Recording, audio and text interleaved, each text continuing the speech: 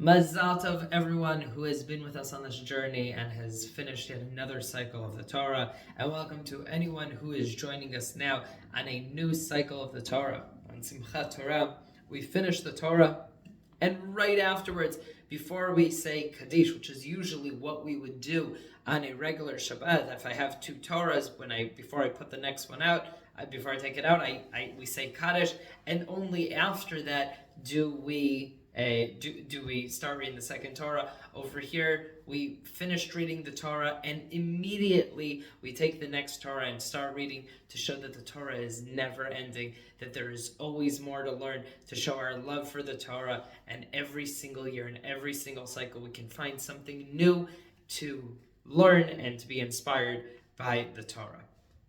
We also must give great thanks to Hashem and to all those who are involved in bringing the hostages back home, the ones who are alive. We thank Hashem and everybody who is involved in doing that, and we hope that we get the other hostages, their bodies back so that they can be buried in a proper Jewish burial very, very soon. We need to remember that while this is a great achievement, this does not mean the war is over. We still have other goals of the war to make sure that this does not happen again, that this atrocity cannot happen again. We need to know that we are safe, that we are protected. We need to have also the bodies of the hostages back, and we need to again say thank you to all of those who are day in and day out protecting the Am Yisrael by going out there and being there, to all of the soldiers who are not yet home, who are still out there protecting the nation. Parashat Bereshit. Parashat Bereshit, the entire book of Bereshit, tells us stories.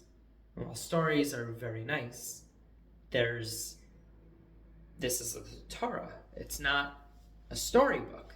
It's meant to tell us how we should live our lives. And we go through the Torah and we see that we have 5 books, and the first book and a half have no mitzvot. They tell us our stories. And the question is, why is this important?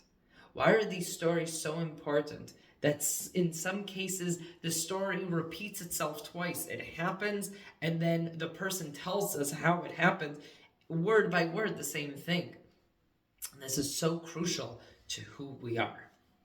Rav Shlomo Karlebach, who's a great inspiration for me, and great rabbi who I try to listen to his stories and listen to his songs and his Torahs and things that he's taught, talks about this quite a lot. And he talks about the fact that our neshamas are programmed in this kind of way of connecting through stories.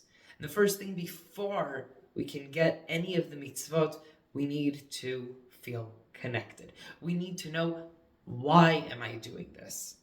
If you are told you need to pay taxes to the king, you need to know who the king is, and you need to know what your relationship to that king is. What do I owe him? And the Torah starts out with telling us Hashem created the world. You owe him everything. You owe him everything because there's nothing that you can ever do that can ever repay God for creating the world, for giving you life.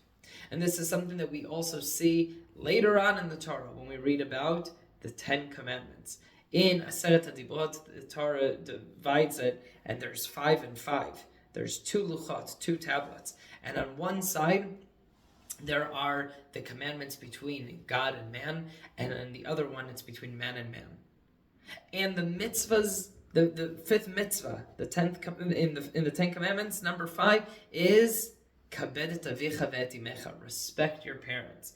Question is, it's put on the side with I am God, don't take my name in vain, and not on the side of mitzvahs between man and man, like don't kill, don't steal, don't commit adultery, right? All of those mitzvot that we know, we think, shouldn't respecting our parents be between people and man and fellow man, between people, as opposed to between people in God? And the answer is, your parents gave you life. There is nothing that you can ever do to repay them. That's a godlike creation.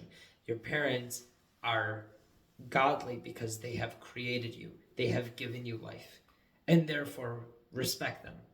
If nothing else, if they're not good parents, it does not matter. You owe them that much because they gave you life. The whole backstory of Bereshit, Noach, is telling us who God is. Afterwards, it becomes personal. When we get to hear about Avram, Yitzchak, Yaakov, the 12 tribes, at that point it's personal. It says, God created the world, therefore you owe him. God had a relationship with us, therefore you love him, therefore we do it. That's when our relationship gets deeper. May we be zocheh to have a deep, wonderful, and meaningful relationship with our Abba in Shamayim. Shabbat Shalom.